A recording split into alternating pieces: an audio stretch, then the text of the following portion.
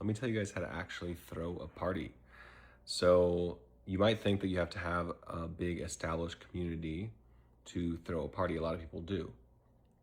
They might think, oh, yeah, I have a couple friends, like, so yeah, we hang out sometimes. There's some people that would maybe be fun, but I don't, it seems complicated.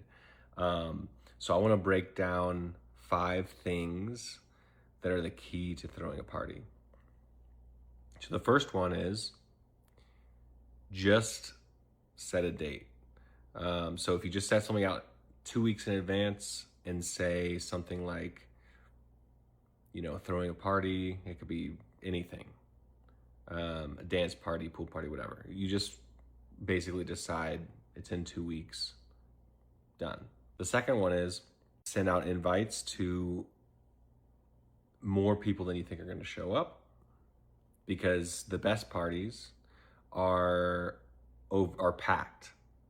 And the worst thing that can happen is you actually have to turn someone away only because there's literally no more space in your place or common area or park or wherever you are. I mean, park obviously is not going to get full, but just invite a ton of people and ask them, like, invite your friends too. The third thing is make the party about something that you really enjoy.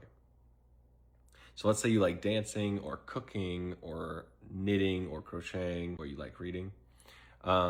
By choosing something that you enjoy, that makes it clear to people that they're going to experience that thing, and that means that you will meet people who like something that you like, which means you'll be more likely to get along. You'll have something in common.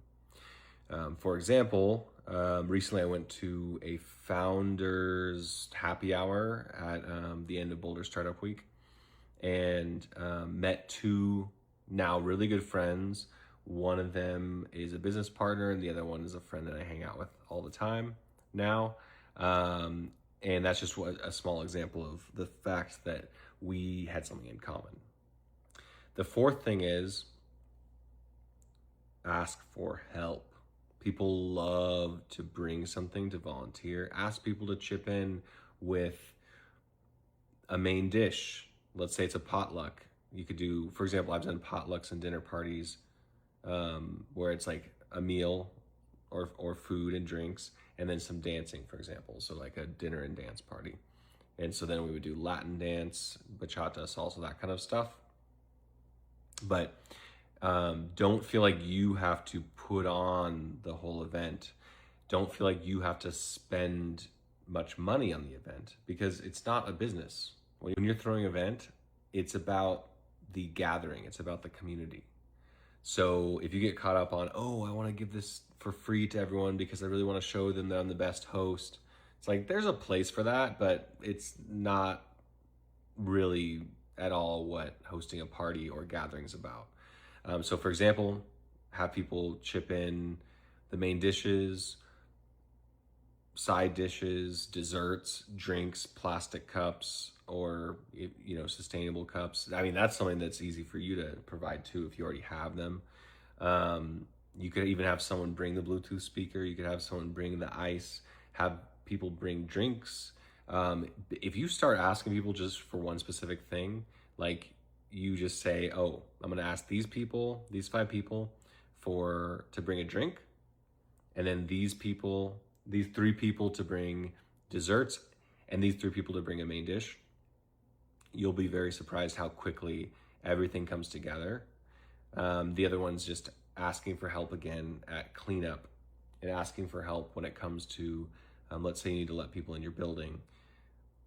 I had I had an experience where I would throw a party and I would find it very overwhelming, because I would be not only providing a lot of those things like the food and refreshments, but then also having to rush to my door to let people in, which was like the 3 floors down or something.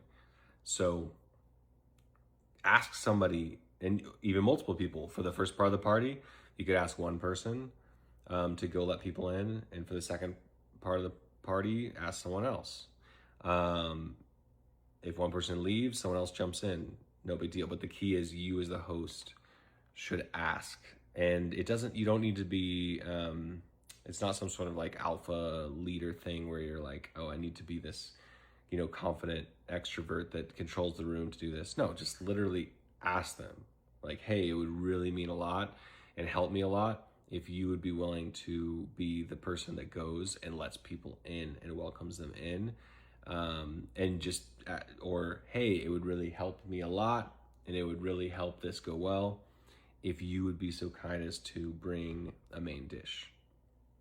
So basically, just asking is maybe even should have been rule number one, because this will make it so that you can spend your energy on actually talking to the people at the party, interacting with them, enjoying yourself, and knowing that you're the one that hosted it. So you did put this on. It's not like it's some some people know this, but some of us don't.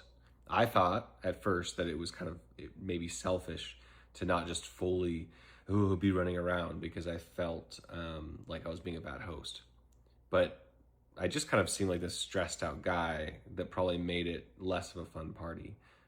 Whereas when I was able to delegate, then I was more at ease and willing to and able to actually talk to my guests and make new friends and have fun and have a good time.